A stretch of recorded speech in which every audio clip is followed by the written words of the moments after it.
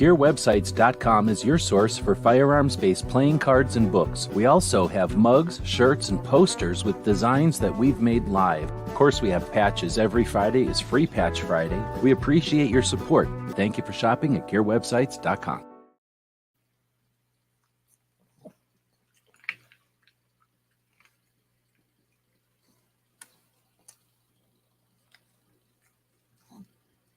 It's 11:59 at Radio Free America, and this is Uncle Sam with music and the truth until dawn. Right now, I got a few words for some of our brothers and sisters in the occupied zone. The chair is against the wall.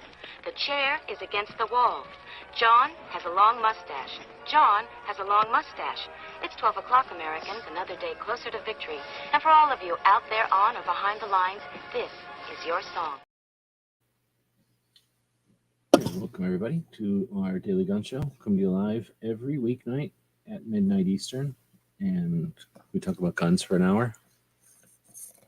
Yeah, well, so we're going to talk about guns. So if anybody wants a link, let me know. If you got a topic, bring it up. Usually on Thursdays, we talk about travel, training, and those kind of topics. We have a thing going at the bottom of the screen. Every time somebody hashtags, this is what will happen. So trying something new here today, and that'll get us a bunch of hashtags, and then we'll have all the hashtags. So sitting here watching robots in the background. Yeah, he's monitoring robots for us. Sitting here getting dog pettings. Been sick. Sick of what? Sick with some kind of disease. That's sorry to hear that. Not feeling 100% here, but just mainly from my own issues. Roy's out there. Good evening. So we're talking travel and training. What I'm going to end up doing is going over to, oh, there we go. So that bake a bit will initiate this is a piece of salmon. I don't know if he's a big, hold on a second. I don't know if he's a big fan of salmon, but this is a little kernel of salmon, a little bit of salmon. I think he ate it. So, got another hashtag going. Thank you. We use that to trigger another real life situation where a piece of salmon gets put into that hole of that dog, and then after a while, comes out the other end of that dog. Science. All right, so got that going on today. There's a lot of other shows out there that have little dog co-hosts, and they don't do the hashtag triggers a piece of food in real life, but we're willing to do that just for the hashtags and the views. Oh, look at this. I forgot there's this little bucket over here. And I even have the lid to this little bucket over here. I totally forgot. What am I going to do with this bucket and this lid? Oh, I know exactly what I'm going to do. See, I had too much food earlier, and I stuck it in this napkin, and it's getting all gross. And he can smell it because of his nose. Oh, she won't eat it. Hey, you want this? She ate it. All right, she ate it. You can do hashtag mellow. It's not going to give you anything. But it'll give her something. She's not food tripping, though. She could care less. Half the time you throw something at her, and she'll just let it sit there. And then later on, this dog will eat it because he eats everything. All right, so now it's inside of the Tupperware, and now he doesn't even know. He forgot about it by now. He doesn't even know it exists anymore because of it's inside of Tupperware. All right, so we'll just set this next to him, and because he doesn't have any thumbs, he won't be able to do nothing about it. He'll just sit there and deal with it, I guess. So, right on. So we're talking about travel. So since nobody human is going to say anything about travel, we're not going to be stopped by that. We're not going to be restricted to human interaction anymore. This isn't the olden days. If you humans don't want to participate in the show, then what we're going to do is head over to Robot Internet and get a show built out of the Robot Internet. Oh shit, what did I do? Hope they don't get mad that I clicked on that link the wrong way. All right, so we're going to flip it over to 4 today because that's how I'm feeling. I'm feeling a little bit of GPT-4. So let's get some GPT-4 action up in here. Can't wait for those new add-ons. Who's waiting for those new add-ons? Oh, man. Hashtag initiate salmon bits going into there. So if he could say something, he would probably ask you to hashtag. You don't have to. You don't have to hashtag. It's okay. Wood has some kind of situation where if you give one of the dogs food, the other one will give you the stink eye. That's the what are you doing tax? Like, what are you doing over there? I got some of that action. I always get some of that action. That's how this dog feels. The other dog gets something, he gets a little of that action. The other dog is happy to have most of her action piled onto this little guy who likes it. So it works out pretty good for them too. All right, so I'm going to type into the robot internet list outside the box tactical training ideas include descriptions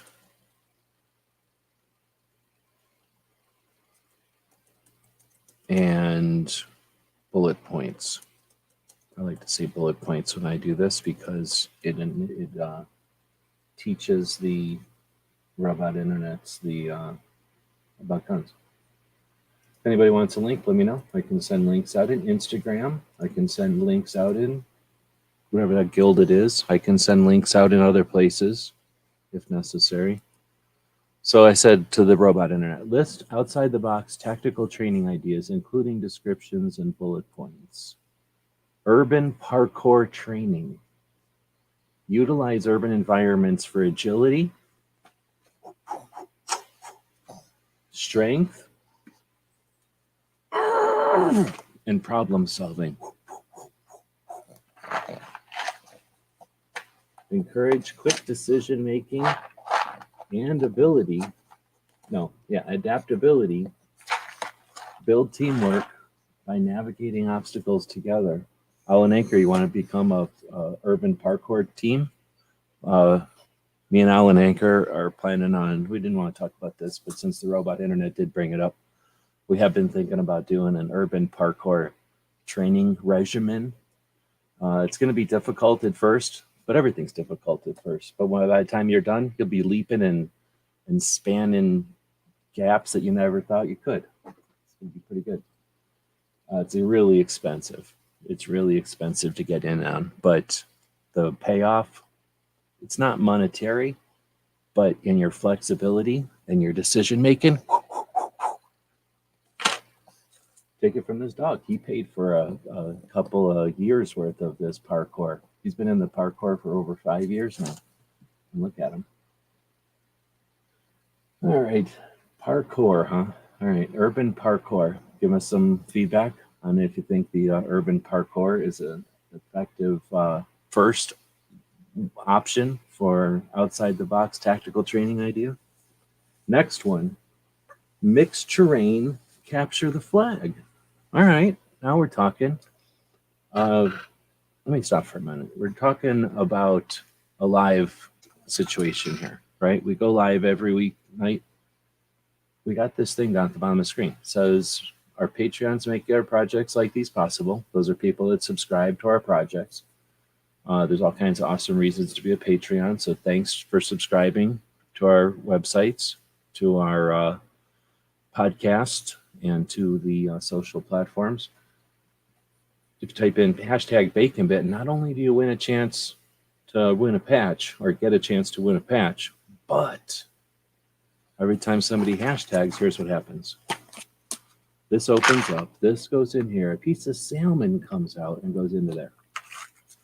So if you want to be part of an interactive making this dog chubby, he's down, he's in on it. He says that he would be, oh, see, that's what happens. Another hashtag. A lot of other chats. I've been told by highly paid people that I shouldn't even have bots on my podcast. There you go. Thanks for the hashtag. And you're in on a free patch. You might be interested in a patch. Got some robots running back here in the background and monitoring. It's his job to monitor it. He'll run in there and change the colors whenever it goes bad.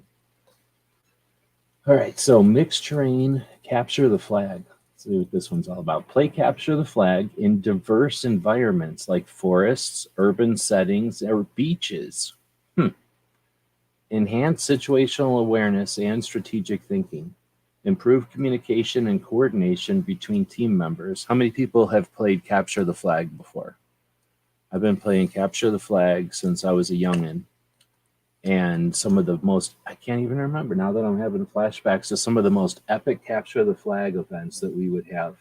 We had this massive field in Wisconsin, and we would camp here for like a week, and all these different troops. So this was summer camp. All these different troops would show up, and we didn't really know them. They were just from all over the place, and we would all go to this one summer camp, and it was in this place, and there was this giant field, and they would lay two big ass fires on both ends of it, and you could go, I forget how far into the woods, and then you had the whole field, and then they would build, I can't remember anymore, but there was some kind of shit in the field so to be stuff to hide around and stuff. Man, that was pretty epic now that I'm thinking about it. And there'd be multiple troops on each team.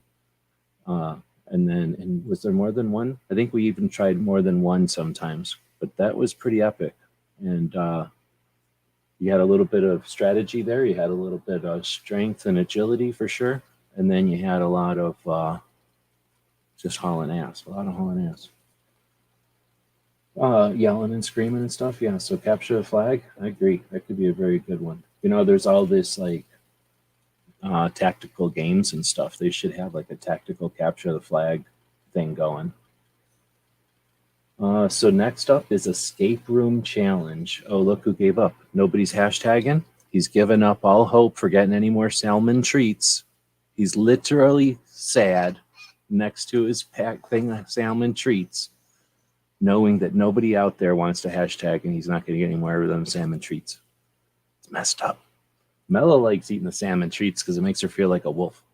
But this little guy, what does he care about salmon treats? He just knows he's not getting any because there's nobody else hashtagging. I'm not saying you got a hashtag. I'm just saying whenever you hashtag, this little dog gets a treat. But whatever. So escape room challenge. Customized escape room experiences with tactical scenarios. We're just saying, or Ozzy saying, capture the flag with paintball guns. I mean, essentially, that's most of the, well, I shouldn't say most of, a lot of the paintball games I hear about are capture the flag. That's true. We're just saying, play capture the flag on a private golf course often. Lots of running from cops. I don't know what you mean. Like you're ripping off the flags from the golf course and got in trouble? Or I don't know. I have played capture the flag on golf courses, though. I've done a bunch of stuff on golf courses. When I was a kid, they would let the golf courses open to do stuff like, you know, playing frisbee on them or doing other junk. Mainly because they're right in the middle of everything. Let's see. So escape room challenge. I don't know who else done an escape room. Seems lame. I feel like I could get out of an escape room easy. Customize escape room experiences with tactical scenarios. Develop critical thinking and problem-solving skills under pressure. Improve teamwork and time management abilities.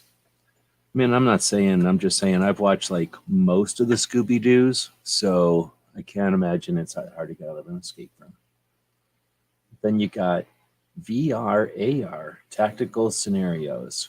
Use virtual or augmented reality technology for immersive training experiences. Yeah, right, whatever. Expose teams to a variety of real-world tactical situations. That just sounds stupid. It's just like putting a bunch of words together. So I'm going on to the next one. Tactical art class. Come on. Develop creativity and observation skills through artistic expression.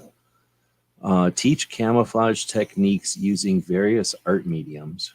Encourage innovative thinking and adaptability. I don't know if I like that or if I don't like that. I'm either offended or I'm impressed.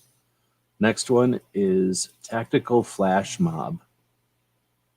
Sounds already like it's trying to incite something. Are we seeing the robots trying to make us do stuff? Tactical flash mob. It literally says that. Let's see. So Sam is saying realistic tactical shoot house scenarios. Great team building, so I've heard. I don't know. I'm back and forth on shoot houses, and I haven't heard any modern discussion on it, but I've heard some very interesting things both ways about shoot houses. One, that they're just a bunch of craziness, and then the other one is that they're super effective, right? And I can see the arguments on both, but the ones that say they're not effective have more to do with how immersive you can get into it and like what your goals are with it. So like for a SWAT team and that kind of thing can be really good, and then it's also just like teaching somebody the basics of a very elaborate thing the other way. So maybe like paintballs type of stuff and like generalization stuff for sure. But when you get to the building a team of people are going to work together, doing shoot house stuff, I imagine can be very sort giving people a unique experience that they share, right? So very, I don't know. I'm not getting very many hashtags here, so I guess I'll accept a second hashtag. But anyway, I think that I could see where that could be good. I'll give one to Mello. I don't think she wants it though. Giving this one to Mello. You can't have it. This one was sanctioned for Mello. She's sitting next to her. She moved her ear a little bit this time, but she didn't do nothing. She stretched a little bit, but she didn't stretch enough to get up or anything. So it's just laying over there next to her. Now there's food laying in my house. So tactical flash mob. Organize a large-scale surprise event for the team. Enhance situational awareness, adaptability, and improvisation. Improve communication and teamwork in a high-stress situation. That's interesting. I've often thought about like what would happen if in the middle of a show like this, somebody were to do, I don't know, something like this.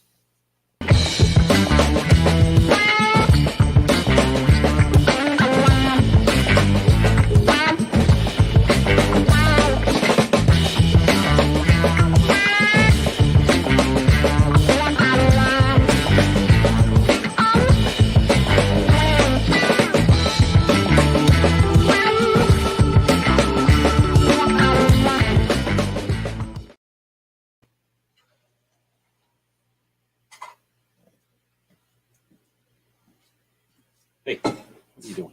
Now, sure, that gave me time to go get some coffee made, but it also could have just as easily been an indicator of something happened. The warning sirens are going off. Now it's time to get out of Dodge, bug out, whatever it is. Maybe it's the train derailed in going through your town.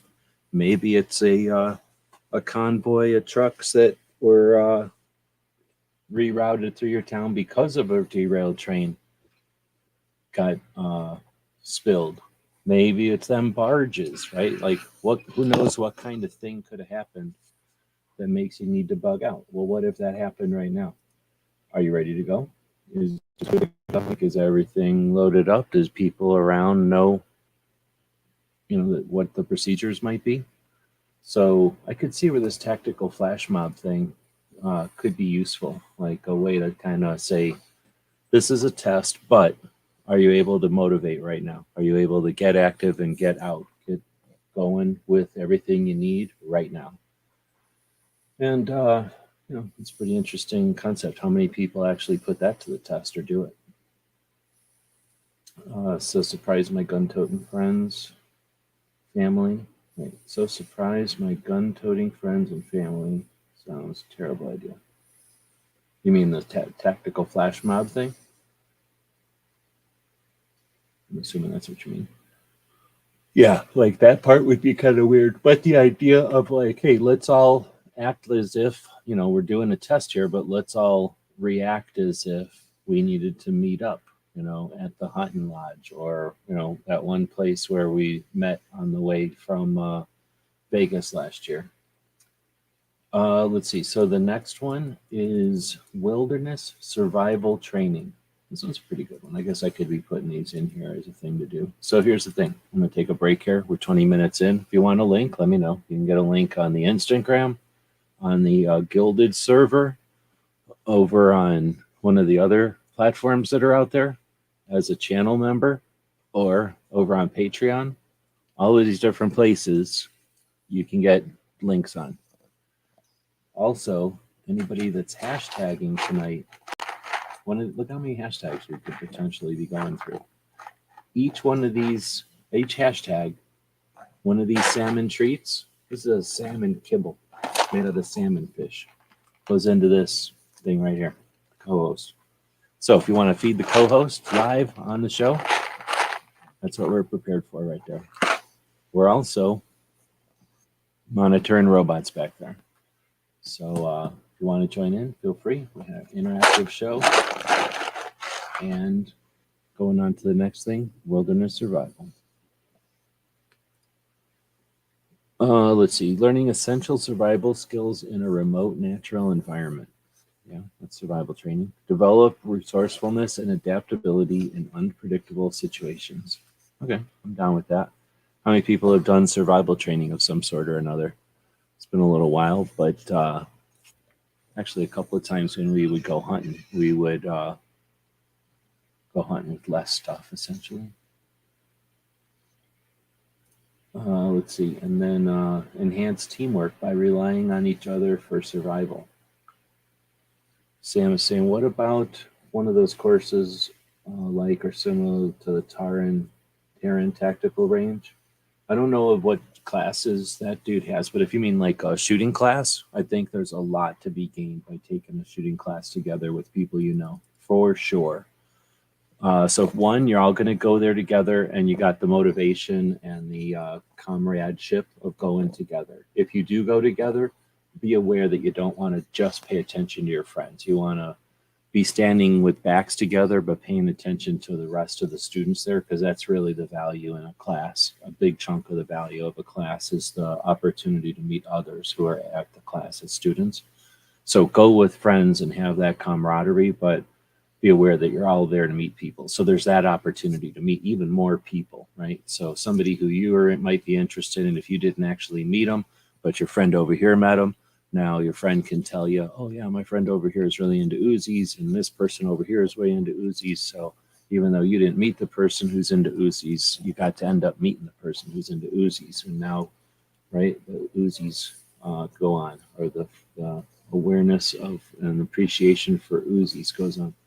A lot of people don't know that when these dogs don't get enough hashtags, they start to puff like a puffer fish. They go like this, and all their extra skin comes out like a puffer fish. So G23 is hashtagging. Every hashtag tonight comes along with a free salmon kibble. Boop, right into there. He's a big fan of the hashtags. So if you want a hashtag, piece of salmon kibble comes out of here, goes into there. That's an interactive show for you right there. A lot of other shows are afraid to do this kind of stuff. We will, right here. Even though YouTube has a policy against it, we're going to keep doing it. So as far as these classes, Terrans, I don't know. But if for training classes in general, heck yeah, definitely. Plus, you keep people in business. Oh, I guess I was going to say, then you all go to this class together. You all get to experience the different classmates, but then you all experience the class. So then after the class, each night, depending on the class, how long it is, you go to eat dinner together and do a debrief. You get together the weekend after, do a debrief again, and shoot, train, remember the drills, bring other people out and teach them what you learned at the class. Do that on a regular basis. Super, super great idea. Definitely. All right, so hold on. Again, we got a lot of craziness going on here. A lot of craziness. According to this would be reckless. 5 pieces of kibble, which is almost like a handful of kibble for this dog. And if I were, he ate them. Look at that. Now he's eating all 5 of those pieces. Mellow's not eating any of these things. I'm going to throw 2 more at her. She also did not get up again. Did you hear him just hit the thing? She kind of reached over and ate the one that fell right next to her face, but she just doesn't care about food that much. So DJ has one hashtag going in over there that goes into the bacon bits face. And yeah, we got 5 of them in there. So let's not go crazy. Let's distribute these things out so that people that are listening to the show can participate by cramming salmon into there. Hold on. Oh, we're also monitoring robots, and it's almost done back there. All right, so we got that robot back there doing stuff for us. And then we got the internet robots basically writing the show for us. So I told the internet robots, list outside the box tactical training ideas, including descriptions and bullet points. And that's essentially what we're going through right now. If you want a link, you can join us on Instagram. I can send a link through Facebook memberships. I can send a link through Patreon. I could send a link through Twitter. I could also send a link on Instagram or YouTube that way.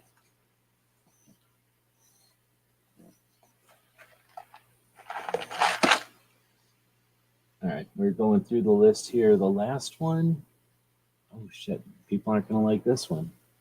So wilderness survival training was the last one. The next one is a tactical cooking challenge.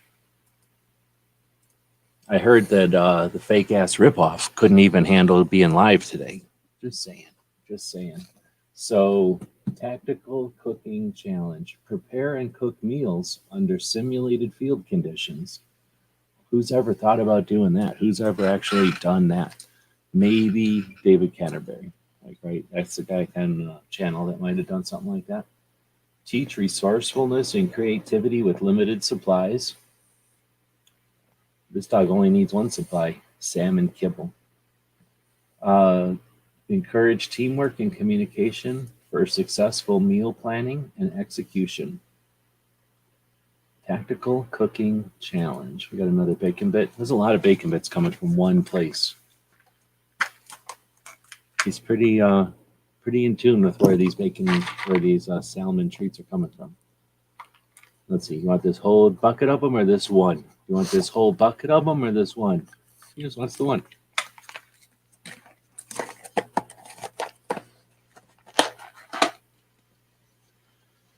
All right. So, oh, look at this. Peanut butter treat, huh?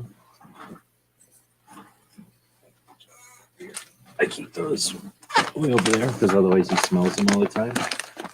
This is from the dollar store. Not sponsored, but if we had sponsors, this would be the sponsored snack break. G23 is sponsoring this peanut butter snack break. He didn't even want it. He spit it right out. Turns out he doesn't want this peanut butter treat. Oh, yep, his mouth didn't work, that's all. All right, getting back to work here. Let's put these aside. People are done hashtagging your food. All right. I wrap barrel or bacon around the barrel of rifle, then bulb fire until it's crispy.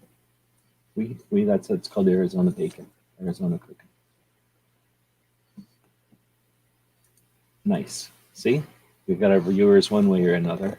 They don't have to be human. You can set your animals in front of this show. We got a puppy co-host who can handle it.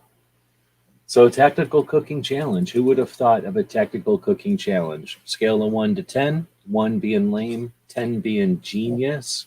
Where is the tactical cooking challenge in a list of 1 to 10 outside the box tactical training ideas?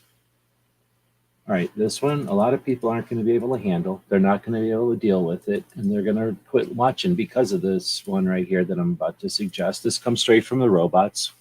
I'm not sure how I feel about it, but I think I back it 100%. Tactical park cleanup. Engage in environmental stewardship and community service. Develop situational awareness and planning in a non-traditional setting. Enhance team cohesion and morale. I love it. So, if you're a tactical park cleanup, but you could fill in the blank there with roadside cleanup, tactical vacant lot type of shit. Lots of places you could clean up and do it as a group. Get some shirts or something going, some kind of a hat or whatnot. Alan Anchor saying, did you know there's a group that goes out to clean up shooting areas and off-road spots in the desert? Yep, that's been going on essentially since the olden days. One of the first things we used to do back when we first started putting all the websites together is attempt to be an ambassador for, or like a liaison between the government and civic organizations that have interest in the public lands here in Arizona. So we share public lands with, oh man, think about it. People with vehicles. So vehicles like cars and trucks and those kind of four-wheelers, regular cars can go out there if they want.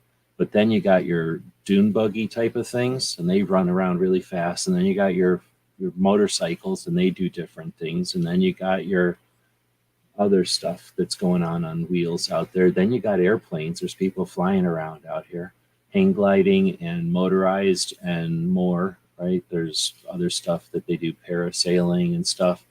It's half the time you look up and there's somebody flying around.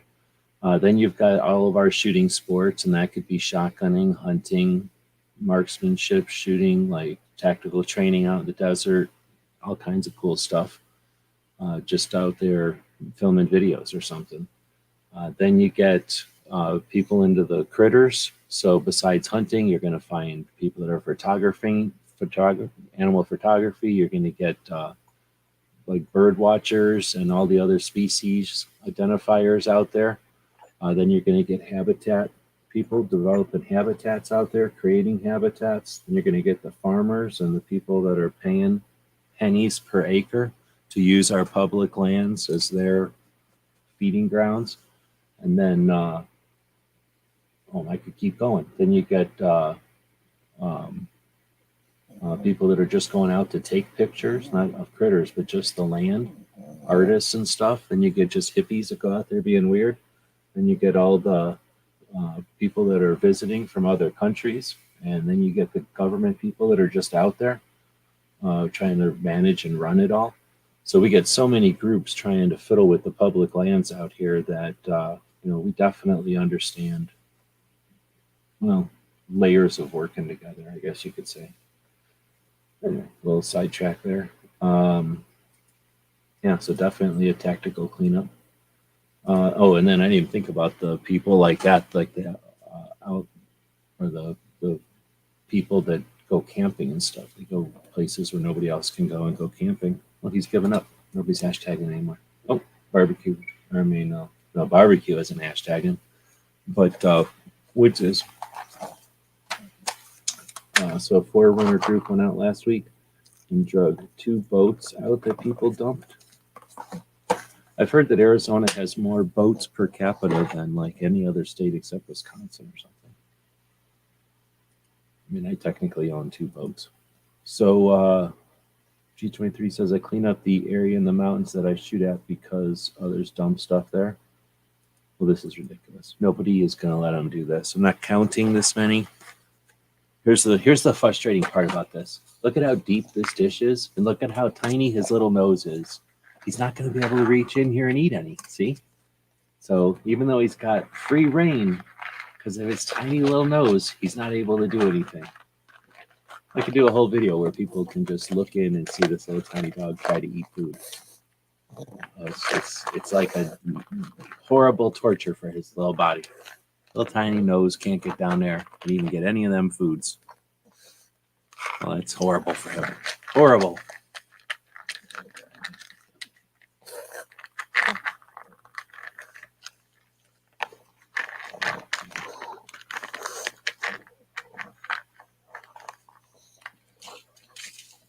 Now they're almost all gone. So I hope you're happy. Now they're almost all gone. There's like 4 left in there. Somehow he was able to use the force of suction or something to suck them all out of there. Probably didn't even chew on them. I didn't hear nothing getting chewed, so probably going to be sick now. Robot over here is done. We're 35 minutes in. He's not 2A anymore. I had a bunch of messages about how to barbecue lettuce and Brussels sprouts and stuff. So I don't know if that was from him or what. But all right. So after the tactical part cleanup, we have tactical language and culture immersion. I don't think people are ready for this one. This is, again, either this robot is cutting edge or this robot's eating the wacky USB drives. It ate a sour USB drive or something. Participate in language and cultural immersion programs. Improve communication and negotiation skills in foreign environments. Enhance cultural understanding and empathy for more effective missions abroad. That's freaking sweet, man. So this is really, really, really, really good. He doesn't care, but that's a great idea. So back down here in Arizona, we've got the Border Patrol, the international border with Mexico. The U.S. Customs and Border Patrol, those are federal agents. And when they train, they go to learn Spanish. They have to learn Spanish as part of their boot camp or whatever you call it. And back in the olden days, I don't think now anymore, but back in the day, they had to be fluent in Spanish in order to be on Border Patrol. So in order to become fluent in Spanish, one of their tools, one of their methods was to work with a couple of different coaches and instructors, and some immersion training was the result, or at least from I'm familiar with. So I took some Spanish first responder, law enforcement type of stuff, learning first responder and law enforcement type of words and conversational Spanish. But for something like what Border Patrol would start with, but then the instructor told us about, or I found out about, I'm trying to remember why I found out about it more, but I guess I found out about it from Border Patrol people. But there's some really interesting immersive classes you can take, and that's the way to learn, really. It's just to go, speak Spanish on Wednesdays type of thing. And how much different would the gun community be if most of us could fluently speak Spanish? And how much different will it be when most of us fluently speak Spanish? I think we're trending that way, not maybe as a gun community, but as a country. So, as we're able to communicate better, and when you have multiple languages, you can, think in different ways and find other ways to get information across. Big win. I just posted a picture of Midnight Range. Why? What's going on here?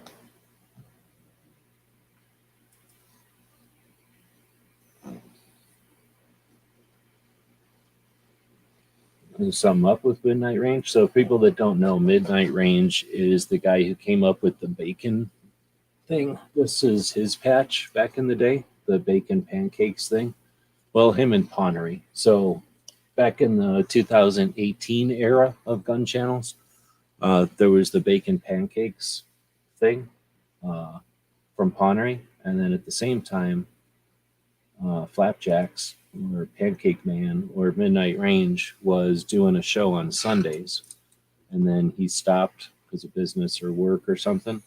So if something up with that, or do we know, or are you just posting it randomly about him?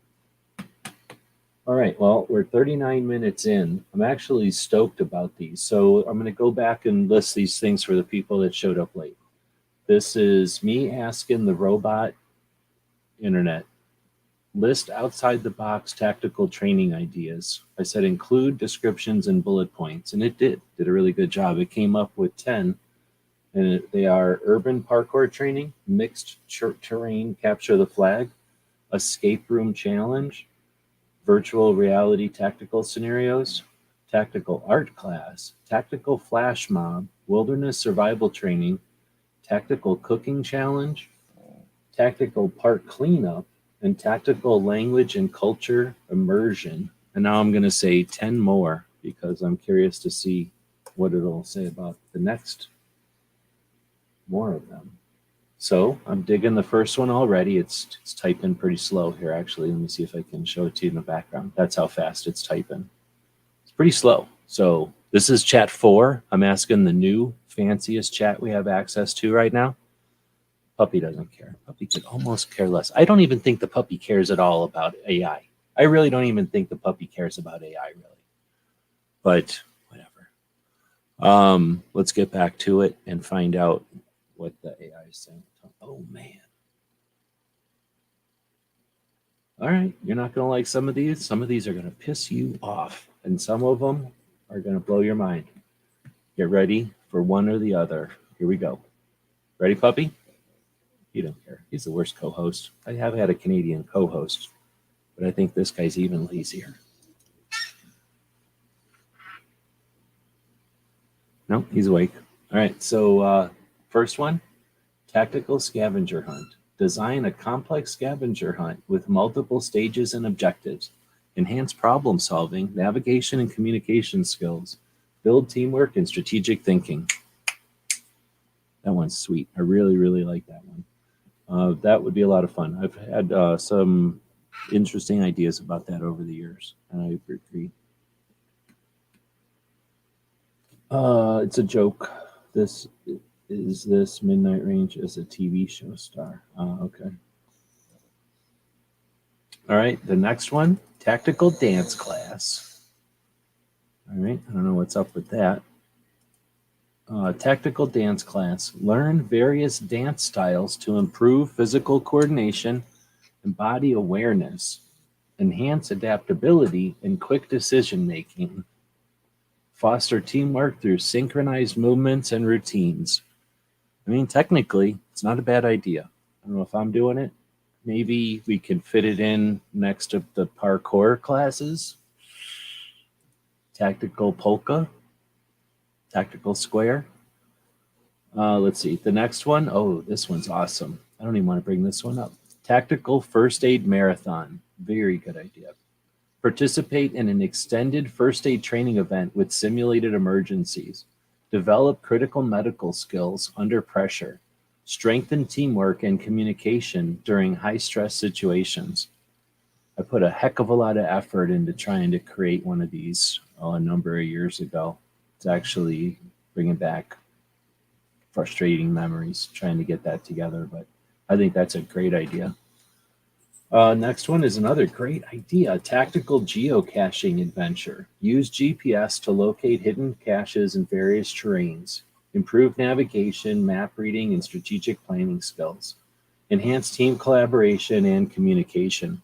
That is something, that's a layer that could be added to every single get-together, period. That would be very cool. National level organizations are letting us down because they aren't adding that level, that layer to our national get-togethers. The next one, I don't know if you're gonna like this one or not. You might get butt hurt by this one. Literally, some of you are about to get butt hurt. Here's the tactical geocaching. I'm just putting that one up. Then the next one, I don't know what number it is because the robot quit numbering them, but it is tactical yoga and meditation. Incorporate mindfulness practices and yoga for stress management. Enhance mental focus and clarity under pressure. Build resilience and adaptability in high-stress situations. This dog has taken relaxation to a whole nother level. So if you'd like to take tactical yoga classes and relaxation classes from my co-host, they're very expensive. But look at how fast he can fall asleep. That's using his tactical yoga techniques. So if you want to learn them, we'll teach them to you. There's a lot of snorting involved and also running around and sniffing the other dog a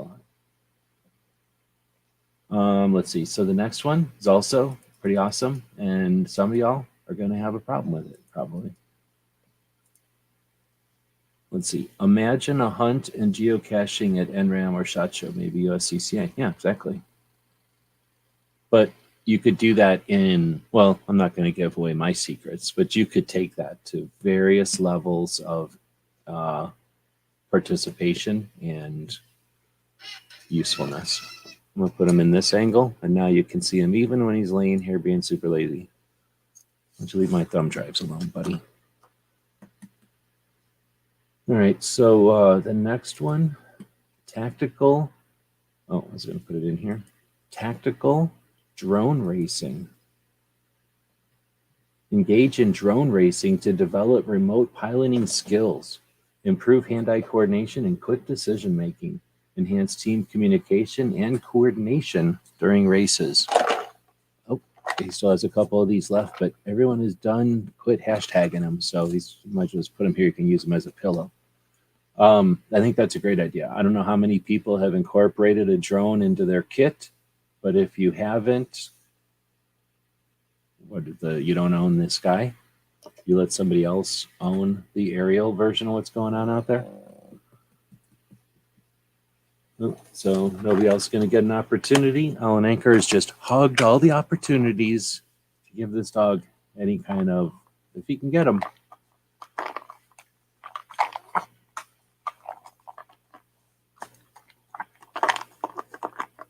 You can tell in his natural habitat, he would be using this tongue to pull all the kibble out of whatever container he finds them in, or roots around or knocks over and then spills. Are you happy?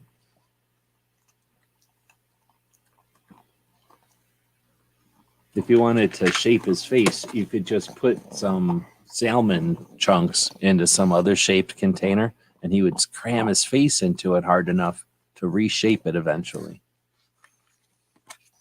I'm going to put this lid back on here. That's enough. I don't know if that was a failed experiment or not.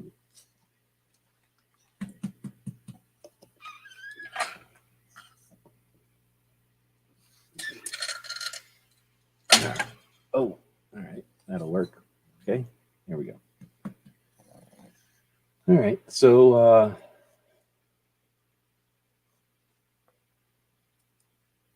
hopefully all the other dogs out there are watching the show. Like I say, we'll get our viewers somewhere. Doesn't have to be humans watching the show. So tactical drone racing. I really think that's a good idea. All right. This one, again, all the fat people are going to go, oh, I don't like this one. Tactical obstacle course creation. Design and construct a challenging obstacle course for other teams. Enhance problem solving, creativity, and collaboration. Develop empathy for teammates by understanding their challenges and limitations. What the hell, robot? This robot is so woke. So, yeah, you can do that. How about a tactical orienteering competition? I'm a big fan of land nav. You're not paying attention to lab nav. Does the other dog resent this little dude getting all of the camera time? No. If I could show you the other dog, she's over there sleeping. She's enjoying everything because I would always go over there and bug her. Now I don't bug her anymore. I just bother this dog all the time. So, no, they match pretty good together. In fact, I should have filmed it earlier. I'm going to have to make you two play again. But they were out there playing. The other dog is way bigger than him. So she'll do the, pounce thing. And then he'll do whatever and be mean to her. And then she'll smack him. But she smacks him all gently like she would smack a puppy. So it's fun watching them play. Okay, so the next one, the orientation. Participate in orienteering events using maps and compasses. Improve navigation, map reading, and terrain analysis skills. Strengthen teamwork and communication during races. You also can get timing down and coordination and stuff. Pretty good stuff. Uh-oh, what's this one? Theater production. Oh, I forgot to click OK on that one. So the next one is tactical theater performance. Create and perform a tactical themed play or skit. I don't know. I guess Toby does this. Enhance communication, improvisation, and public speaking skills. Foster team bonding and creativity. I was trying to coordinate something like this once, and nobody will ever do it. But think about something like a SHOT Show where everybody's there for a week, right? They're there for a week, for crying out loud. And they've got all of Las Vegas to play on, and they don't even do anything where there's like some kind of movie being made throughout the week in Vegas together. Like you would think that every single year there'd be an epic montage where like this channel and this channel and this channel and this channel all participate in it, and maybe one of them does the intros and one of them does the sound and one of them does something else, but they're all part of it, and every year they add to it. What the hell, why aren't they adding these levels to SHOT Show? Are they all just like too busy, like, oh, I can't figure it out? It's definitely something I think could be added. Oh, is busy with her dog things. She's just sleeping. She doesn't do anything except sleep. The only thing she does differently ever is she sleeps outside or inside. But all Mellow ever does is sleep. All right. So the next one is a tactical charity event. Oh, I forgot that I clicked on a button accidentally here, and I remembered I could do something over here. Tactical charity event. Organize and participate in a charity event related to military or law enforcement. Enhance teamwork, planning, and coordination skills. Strengthen morale and public relations within the community. Man, I really like that. Enhance teamwork, planning, and coordination. For whatever reason, I know they've said that before, but it made me think this time that when we're doing these rallies and stuff, that's a big part of the public gathering. A lot of power there. There's people who've never been to a rally or who want to shit on everything that other people participate in. But there's a lot of power in being together at rallies and knowing that there's other folks out there and getting to share ideas and learn from each other and see, just experience what everybody else is out there doing. Just a lot like a gun show, of course, with a different focus. So, this idea of doing other things besides a rally or a gun show that bring people in our realms together normalizes guns, gives people opportunities to plan and coordinate, and that's worthy, definitely worthy. This is a pretty good list. You know what I'm going to do? I'm going to say 10 more because I'm stoked. I'm digging it. I want to see what else they give us, or what else our robot friends give us. A tactical sports tournament, a tactical puzzle challenge. That's super cool. Kind of like what we do on the Wednesdays. Tactical music session. I've always been a fan of that. Why don't we have gun music, right? Why aren't there gun musicians? We had that one guy from Australia, and that was it once, and it was lame. So now, how about not a parody? How about real gun musicians? I guess there are a couple, something like Five Finger Smash Mouth or some shit. But how about something that isn't like for lifting weights, right? For like driving fast and lifting weights. Is there anything that's just plain old gun music? Or how about some gun songs from the people out there who are pro-gun, that are music people? Now, if that's out there and I'm not aware of it, let me know, and maybe we'll do something on that. Next one is a tactical gardening initiative. That one's super cool. That's what I'm putting in here. Tactical gardening initiative. I don't know who out there is listening to, is it Black Guns and Gardens, I think? It's kind of a channel that's gun related, but kind of focused more on the garden than anything else. Right? So, tactical gardening initiative. Create and maintain a garden as a team with a focus on tactical plants and camouflage. That's weird. Develop patience, persistence, and attention to detail. Enhance teamwork and environmental awareness. Well, the computer is stupid, and it's good, but it's also an idiot. So, having a community garden, again, this is brought to you by all the gun shops in town, and all the patrons of the gun shops who are interested come by and monitor this garden, and all the the reapings of the garden, or the product of the garden, is either available for low cost for charity or for donation to food banks or something. That'd be awesome. Plus, it would get real food.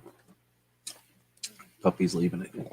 It would get real food to people who typically just get the kind of the industrial food. What's wrong, puppy? I think somebody's full of salmon kibbles and wants to go not inside, if you know what I mean. Oops. So, you want to sit down? Sit down. Sit down. Sit down. Now he's sitting. All right.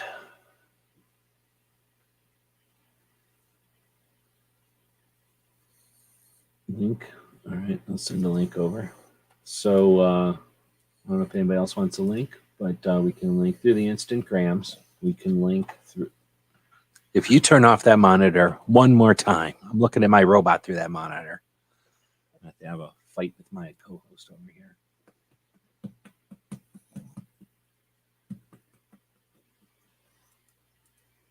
He's getting a whooping. I'm going to give him a whooping. As soon as this thing's over, whooping. All right, where's my link here?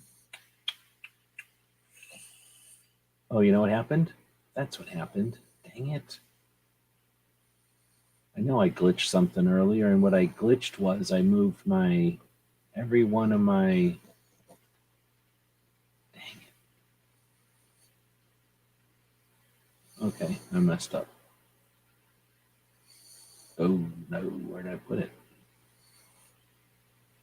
Okay, there it is, good. I moved all of my one links into another folder accidentally, so now I can find it.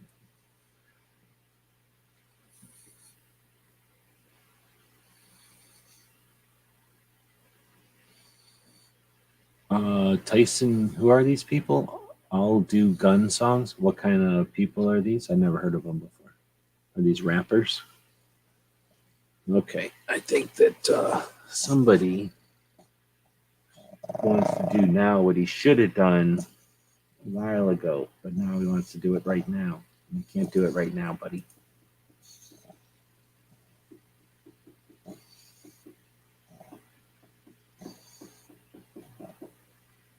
I'm still looking for the Instagram thing. I guess I haven't texted you over there for a while. Holy moly. Did you get kicked off Instagram? Some way isn't it in my list over here? Oh, there it is. Oh, you changed your icon to the wrong flag. I see. Okay, rap. Yeah. Well, like I say, if it's most of the time that kind of stuff is for like young dudes or people lifting weights or driving fast. And I guess, if it's like slaughter, slaughter, kill, kill, kill, machine guns, blah, blah, blah, then technically it's about guns. You know what I mean? Normalizing guns type of stuff. All right, so let's see. We got the gardening initiative. Super good idea.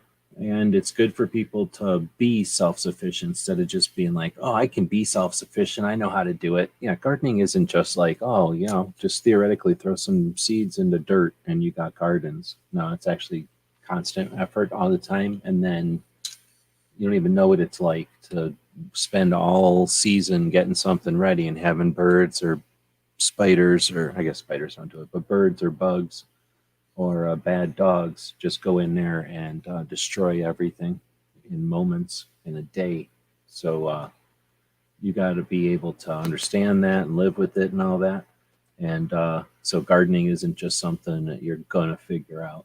Definitely a good idea to learn gardening. If you ever think you're ever going to need gardening, then realistically, last year was the time to start gardening. The next one is a tactical zipline adventure. That's super weird, but you can actually probably get that all over the place. Another one is a tactical blindfold challenge. That one seems weird. I'm going to have to turn off the dog's camera because he's about to freak out and start acting like a baby. And it's going to turn into a wrestling match here. So, turn this off. So a tactical blindfold challenge. Complete various tasks and exercises while blindfolded. Improve communication, trust, and reliance on other senses. Enhance adaptability and problem solving under challenging conditions. Okay, that's something I haven't done, but I imagine it's something like a trust fall or some sort of a team building exercise. Can be very useful. Team building exercises can be very useful, so I could see where this might be interesting. The next, and you could probably do that online. You could probably do that where somebody isn't looking at their camera or something. Let's see. So the next one is a tactical historical reenactment. participate in historical reenactments of significant tactical events. What does that mean? Gain a deeper understanding of military history and strategy. Enhance teamwork and situational awareness in realistic scenarios. No idea what that means. So the next one is tactical underwater training. Doing things underwater. Okay. Next one, tactical animal assisted training. Incorporate working animals such as dogs or horses into training exercises. Develop empathy, trust, and communication with non-human teammates, like my co-host, who's a puppy.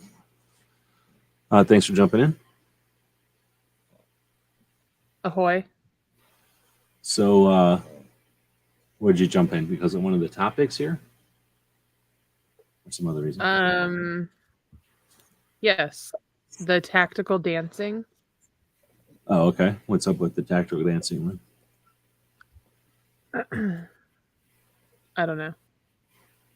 I was just okay. interested in tactical dancing. Well, I don't know if it'll fit in. We are going to be doing the tactical, what's that thing called? Dang, I lost the first one. The urban parkour. Now that you're in Arizona, we can actually get our dream of having an urban parkour training camp going. That'd be pretty cool. Essentially, we'll just take over city parks and like bus stations and things like that with a bunch of people. You have to wear a headband and wristbands and then essentially run all around. If you knock people over, that's on you. So try not to knock people over. Would the headband and wristbands be matching, or does everyone have their own color like a Power Ranger? Oh, I see. You mean like everybody has to wear the same ones? We'll have them for Yeah, sale. like, We'll have it a very expensive uniform ones for or- sale, but they can purchase, and they're encouraged to purchase multiple colors of them. So within reason, within the items in our catalog, be creative. You know, be yourself within the items in our catalog.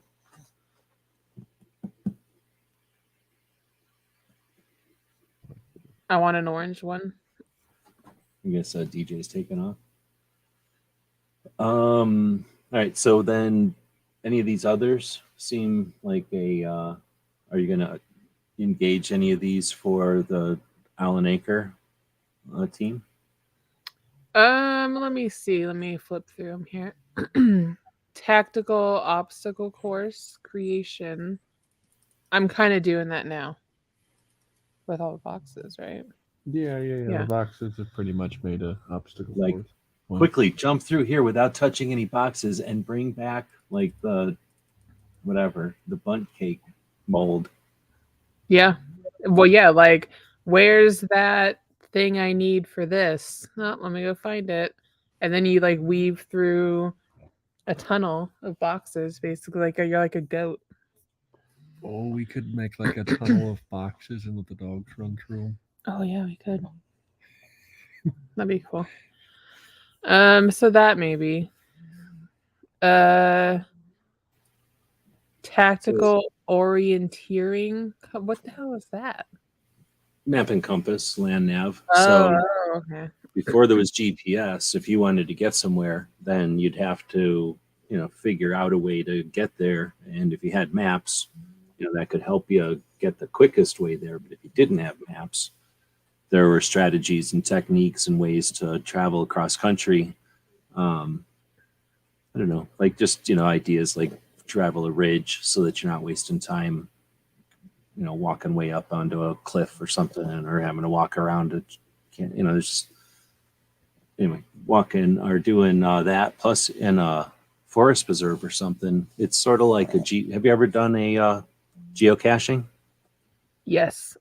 So it's kind of like geocaching back in the day. Somebody put like a small poker chip or something somewhere and then have the map coordinates or the GPS coordinates. But the only way you could get them back in the old days was to start from a known place and go math, essentially. Like I'm going 200 yards this way at this bearing, so that made a triangle here, which means I'm, this far from here, and that would be a triangle. And then you'd try to find these poker chips out in the middle of a forest reserve or something using a map and compass and how many paces you walked and stuff. So it was important back in the old days for, I don't know, just being able to be competent, I guess, walking around. Am I losing my internet, or you just shut off your thing? No, I was doing a logo change. Oh, okay. Sometimes my internet's bad. Usually not at night, though. Anyway, I thought those are pretty neat. I'm going to go through them again, just for anybody that showed up late. I asked the robot internet, the fancy new robot internet, list some outside-the-box tactical training ideas.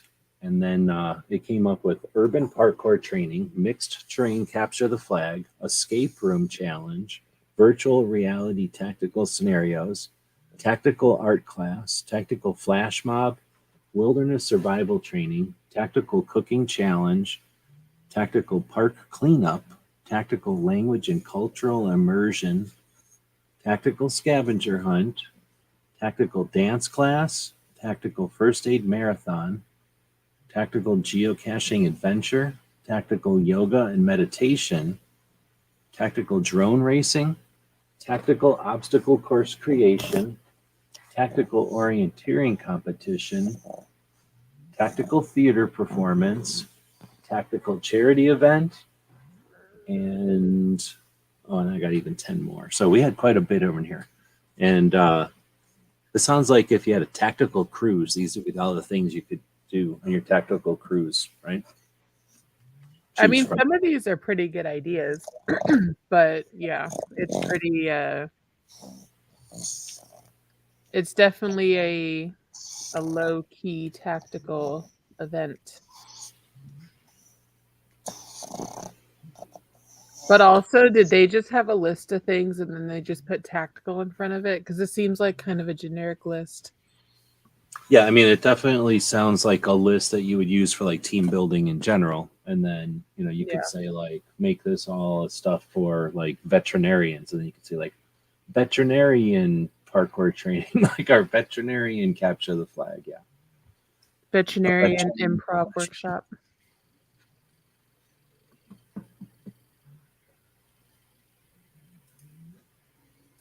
All right. So I'm going to type it. Well, let's see. Why don't we put in list amazing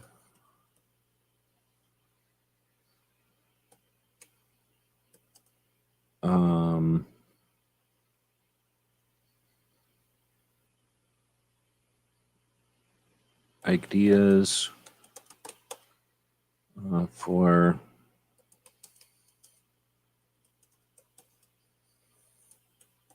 I'm putting in list amazing ideas for what to see in Arizona, and we'll see what it says with that. So first it says Grand Canyon, then Sedona, something called Antelope Canyon. So I'm going to do this again. I thought Antelope Canyon was in Utah. Maybe it's just by Utah.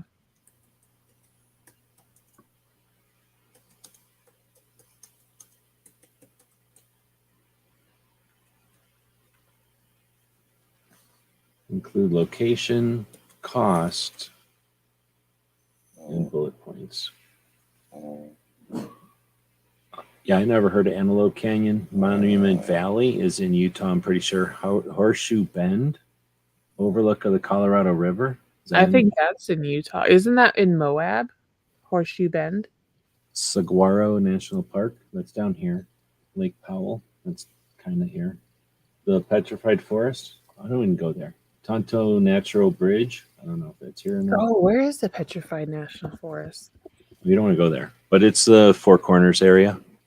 It's bad luck. Yeah, you never want to touch petrified wood, FYI. Oh. So let's go see what the internet says about what is the deal with pet. I just read regular old-fashioned internet. I typed in, what is the deal with petrified wood?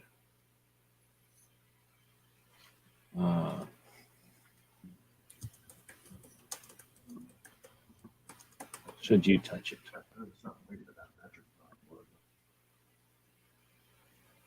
Oh, I see. Nobody's even talking about it.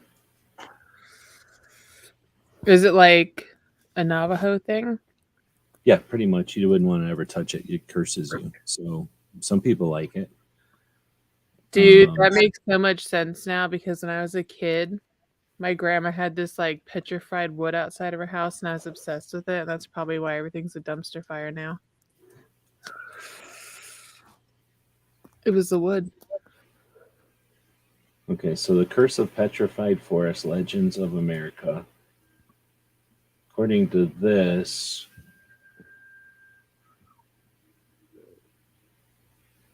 let's see.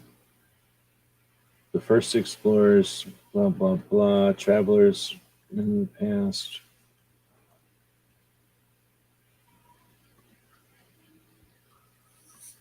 Well, I don't know. I just know that ever since I've been little, I've been told not to fiddle with it. So anyway, so I wouldn't go there. I have no interest in that. Plus, it's in the middle of the Four Corners. Have you ever been to Four Corners?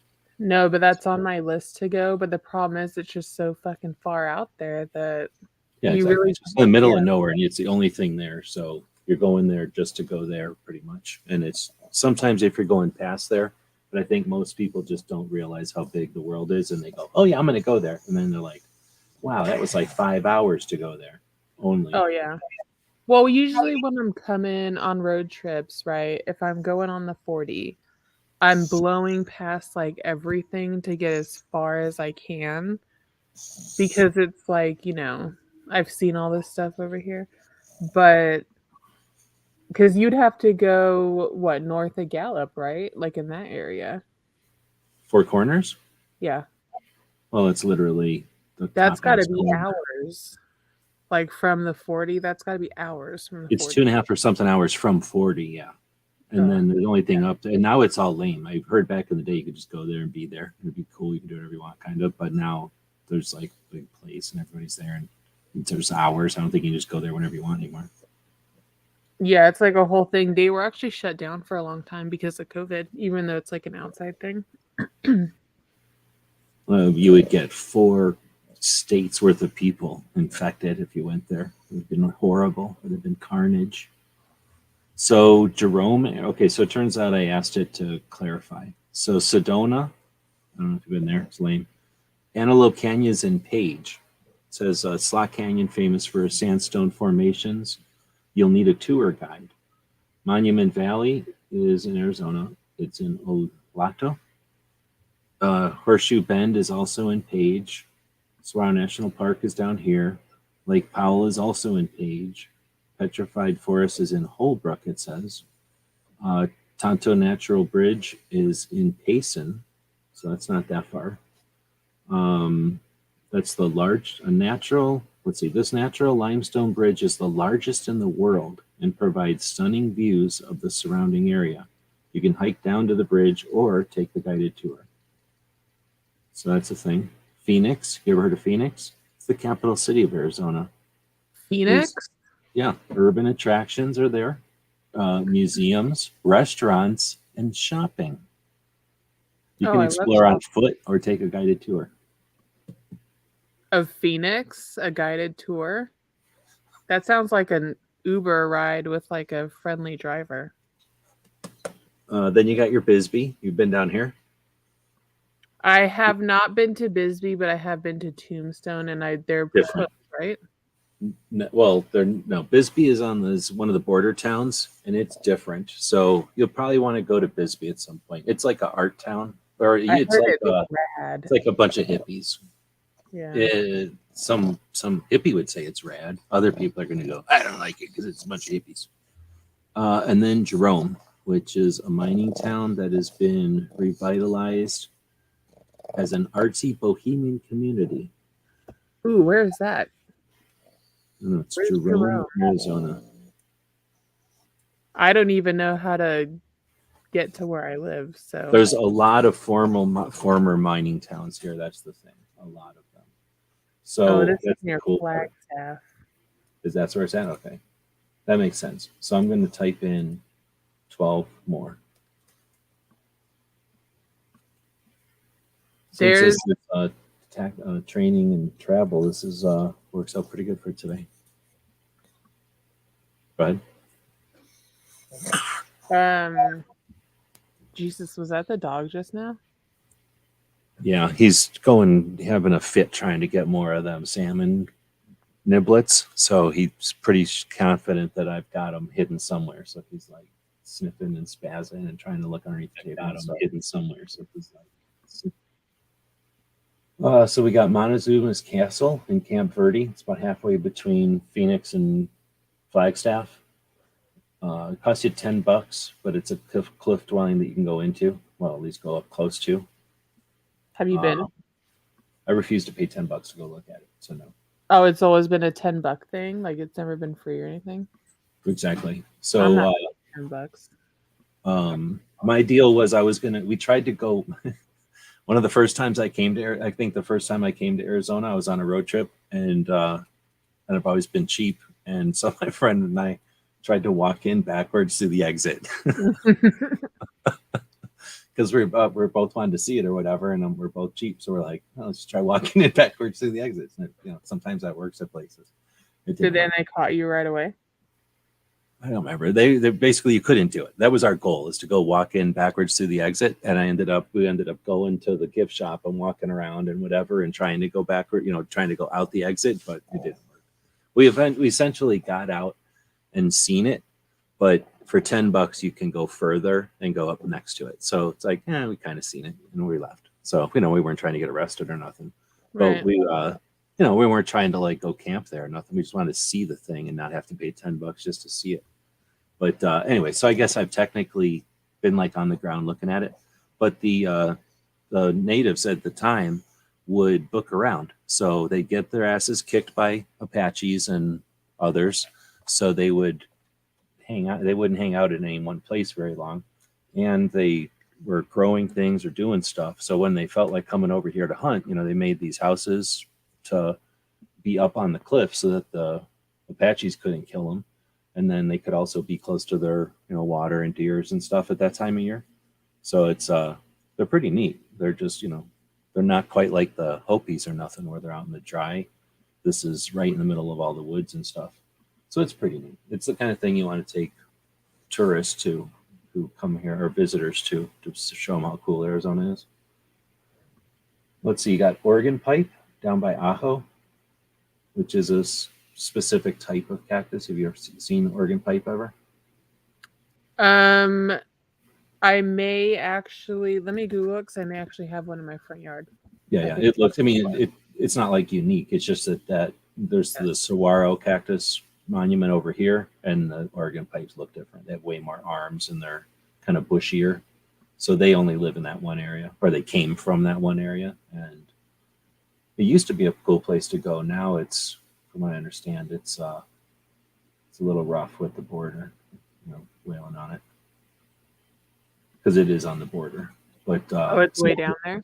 Yeah, it's on the border, like literally on the border. And the illegals not the illegals, but the cartels will just plow through there because they know if they need to, they can just plow through there because there's different. We enforce things differently here, and that's literally a monument, which is different than forest, it's different than park, and it's different than state.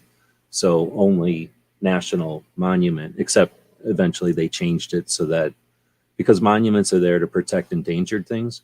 So, special wildlife management, law enforcement usually would be there, but because it's on the international border and they're running drugs through it, they allowed Border Patrol to mess with it. So it's just chaos, from what I understand, at least as far as national monuments go. It's kind of sad because those, if you think about the environment side of it, those cactuses are just getting wailed on. And, the cactus, well, you don't know, but cactuses take forever to grow. Some people don't think about it, but cactuses are hundreds and hundreds of years old. I haven't been there, but I've heard, anytime I was thinking about it was years ago because it's been bad for a long time. The Wave is a natural sandstone formation known for its unique wave-like patterns. I guess I don't know about that one. It's probably in Sedona. Tucumcari National Park. Not sure what that is. Spanish Missions, though. Havasu Falls. heard of that, I think. Karchner Caverns, that's down here. So we have a couple of dry caverns, dry cave systems that were found. We'll walk around in there. Oh, that's pretty rad.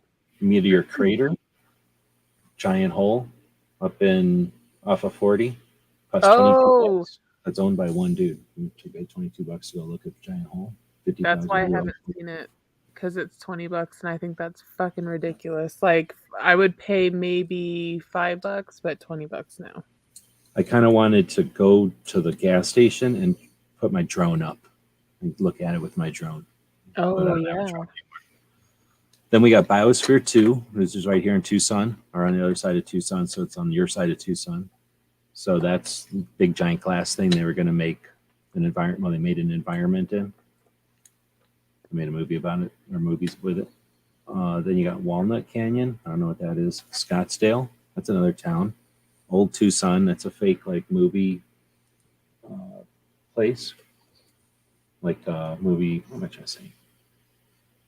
Place where they filmed old westerns. Like a set? Yeah, movie set. But now it's like a what do you call it? Like an amusement park kind of, except it's not. It's not. There's no rides or nothing. You just go there and walk around the movie set. You can walk in the bar and stuff and drink, and then every once in a while they'll go. Everybody go outside and watch, and then they'll say like, "Hey, Black Bart, what do you drive? We told you not to come back to these parts." And they have like a gunfight. 12 more. Tuzigoot National Monument. Park features ruins of an ancient something pueblo occupied between 12th and 15th centuries. I never heard of that one. Arizona Sonora Desert Museum. That's down here in Tucson. That one is pretty good if you like critters. It's the kind of desert where it's like a natural zoo, I guess, with the zoo where the critters are doing their thing and you just kind of walk up and see them, but it's not like cages and old-fashioned zoo. $23 to get in there. Chiricahua Natural Monument. I can't imagine what the heck you would pay for down there, but the Chiricahuas are pretty awesome. Have you ever driven 10 over to New Mexico? Yes. There's some pretty awesome rocks and stuff. I mean, it's if you've driven through there, that's enough. You don't need, unless you want to go camping there. It's just seeing that part of the country is interesting. The Lowell Observatory, if you're into astronomy, that's where they found either the Halley's Comet or Pluto or something. Oh, where is that? The Lowell Observatory is just a little, it's kind of, if you draw a line between, it's just south of Flagstaff, and there's a rim. Have you heard about the rim yet? Between Phoenix and Flagstaff? Have you driven up there? I haven't driven up there, but I have heard of it. So as you drive to Flagstaff from Phoenix, let's just say halfway, you're going to, not even, no, it's just outside of Phoenix and a little bit more. You're going to go from, let's say, I don't know what Phoenix is, but maybe 3,000 feet or something. Or I think they're lower than us. So maybe they're at 1,000 feet. And then the Flagstaff is at like 7,000 feet or something. So it's like you're going to just drive up in the air for a while. And the observatory is up on the rim, but it's closer to Phoenix. So it's like if you draw a line between Phoenix, or I mean closer to Flagstaff. So if you drive, it's I don't know. It's not like right near Phoenix, but you assume you're driving to Flagstaff, and a little bit before you'll hit the observatory. And it's I've been there. It's just a building on top of a hill that you have to find, and then like technically the school owns it kind of thing, but it's just its own building on top of a hill. And then there's this cool observatory looking building next to it. And there's nothing to see. I guess you could probably go in there or something if you had a reason to be there, but you can just drive up there and look in the parking lot and keep driving. Absolutely no reason to go there though, because I was just out there farting around. Like there was nothing there. I don't think there might be a museum. It does say it's $20 per person. It says offers daily tours and stargazing. I think that's probably what it's for. Those probably people go up there at night to do stargazing because it's kind of dark. And then you could say you were looking at stars where the thing was found. I think it's Halley's Comet, right? Isn't that what That is the thing, yeah. Okay. Salt River tubing. A lot of people do that, where the river flows into Phoenix. They just get on inner tubes and get all drunk. Get one inner tube full of beer, and all the rest of the inner tubes they sit in, and then float down the river, getting drunk, looking at each other. You got Super Mountains, Snowball, Jerome. Oh, the Titan Intercontinental Ballistic Missile down here in Tucson. Oh yeah. As, So how much of that can you see? Like, you have to go look at the website. You can see a good chunk of it with a normal tour, and then if they still do it, they had different levels of tours. So you could do one tour where you've seen everything there is to see. You went up and down all nine floors, and it was super boring for most people. And you had to go up and down ladders and through doorways and stuff. It was awesome. But I don't know if they still do that one. But I think they still have multiple levels. Like the one just kind of goes in and out, and oh yeah, I've seen it. And then the other one goes up and down. You see the living quarters and everything else. So I don't know, if you're into that stuff, it's worth a day. It's going to take you a day. It's going to take you an hour or two to see it, but from where you're at, it's going to take you a day to get there. where is it? Just south of Tucson. Oh, okay. South of Tucson if you're going to Nogales. Then you got the Hoover Dam, Canyon Lake. Green Valley. Canyon Lake, let's see. So there's Roosevelt Lake is the big one. And I don't know if you're into fishing or going to lakes or anything, but they dammed the lakes up the rivers up going into Phoenix. So that's Roosevelt Lake, Apache Lake, Canyon Lake, Saguaro Lake. And those are huge lakes made out of the rivers. And each of them is a little bit different because the river was a little bit more or less like a canyon, depending on which lake you go to. And just, huge lakes for boating. And, you go rent a boat for a day and tool around, water skiing or fishing or doing whatever. So we got lakes coming in and out of Phoenix on the right side, on the west, on the east. And then there's also some lakes on the west. And the lakes on the west are more like, let's just put a dam here. And now it's a giant, huge lake. And the other ones are more like, let's put a dam all down the river at 3 or 4 places. So all the lakes are like snakes, they go twist around and they go in and out of canyons and stuff. They're different types of lakes. Look, I'm going to put you down. You better not go pooping. I think he's all full of things and he wants to go potty.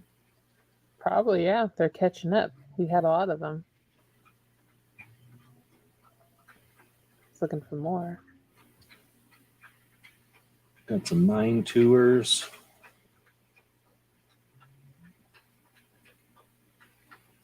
They're pretty much getting boring though. So I tried to tell it to go amazing ideas, but it gave me fairly normal ideas.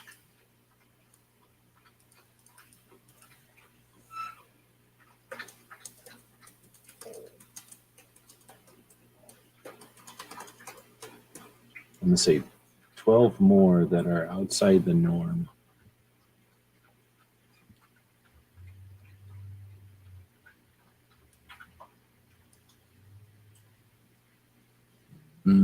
Well, so it gave me Mystery Castle. Castle made by Boyce Luther Gully for his daughters in the 1930s, made out of found materials and has many quirky touches. The Goldfield Ghost Town in Apache Junction.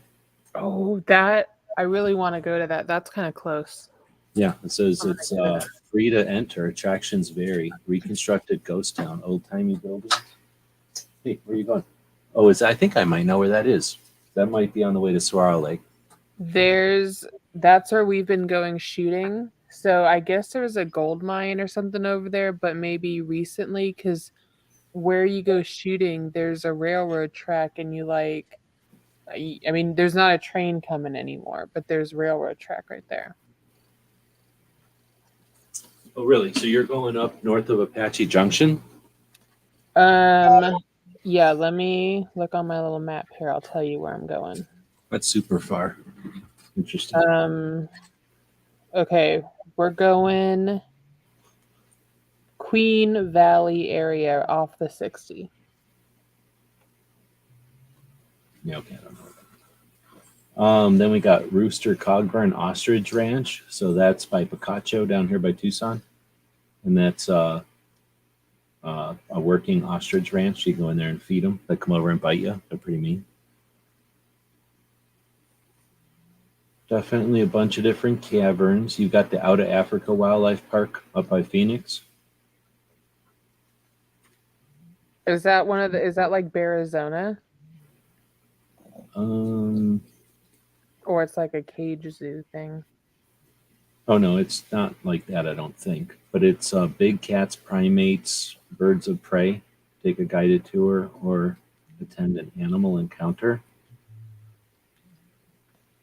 It's a fun thing where they take a bunch of raw meat and put it on your belly, and then they let a big cat come and eat the raw meat off you, and that way you get the feeling as if you're being emboweled by a giant cat.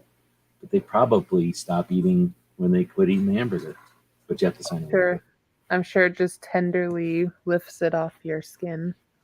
then licks it. But it feels like you get the experience.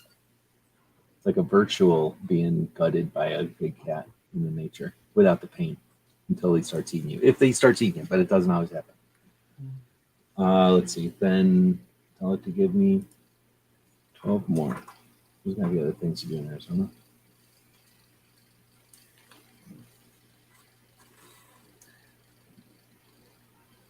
The Musical Instrument Museum in Phoenix. Slide Rock State Park. Trying to push me on the meteor crater again. Petrified Forest. Red Rock. Painted Desert. Arboretum.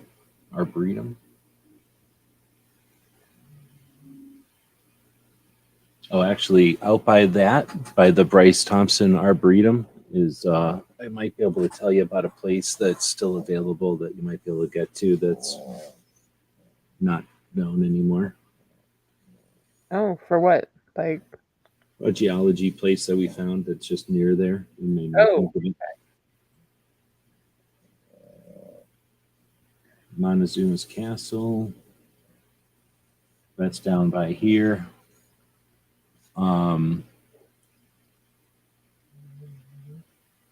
Or wait, no, that one's up there. That's the one I was just talking about. I was thinking of Cochise's Stronghold is down here.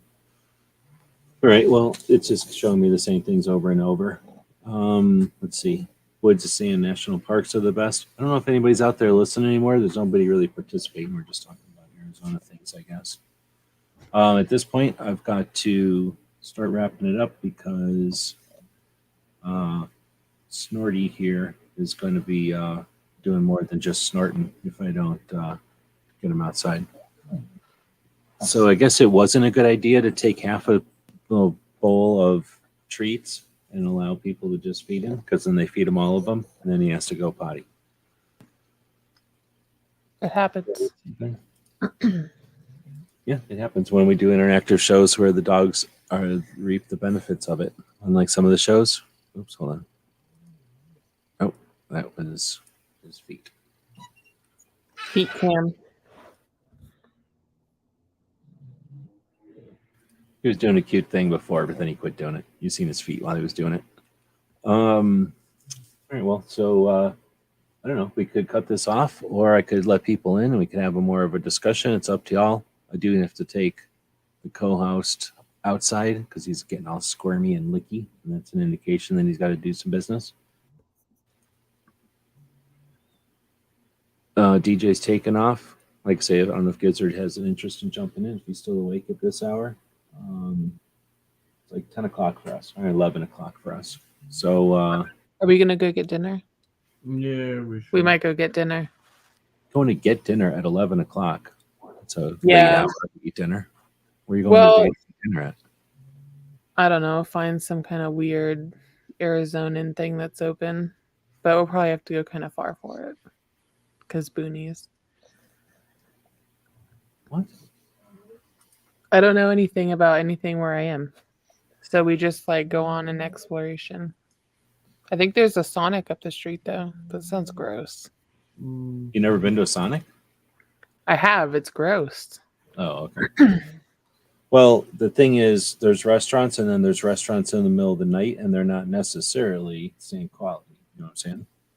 So the taco places, I don't know. That's usually my go-to, but it's not for everybody necessarily. Well, from what I've been reading in the community groups, there's like taco trucks around the city. So I'm hoping if we go driving around, we'll find one of them. In There's your like a city? main in my city. There's like a Oh, main okay. drag, I guess, like a highway that cuts it. So I guess they're off that highway. If you go driving up the highway, you'll see a taco truck. But I also keep hearing that the sheriff here is like he's like a celebrity sheriff. I found out today.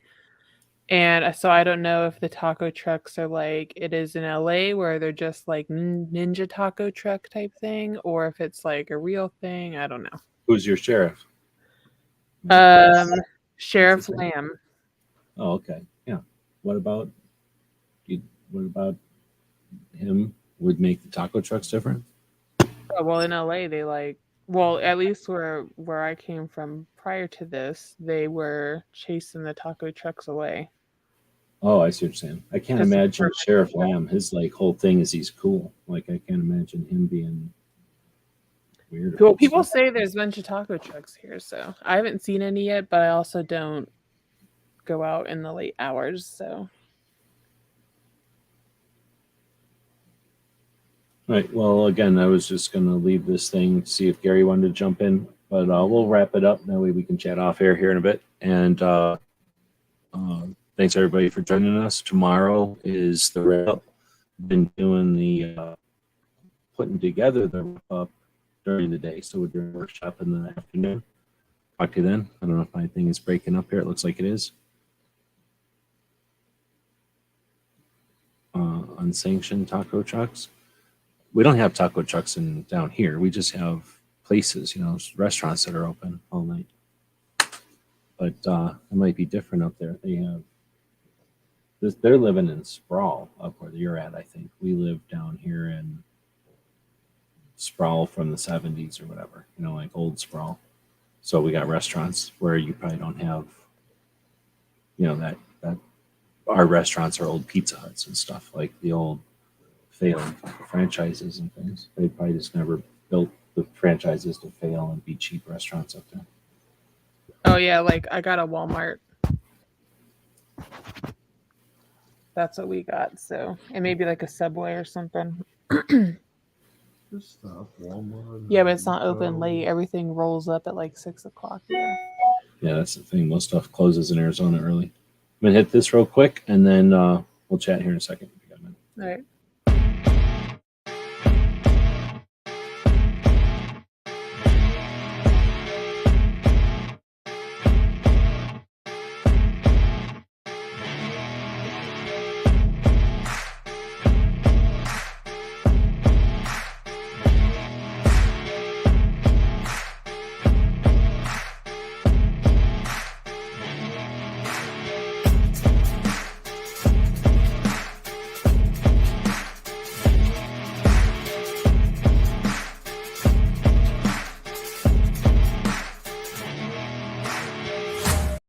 What?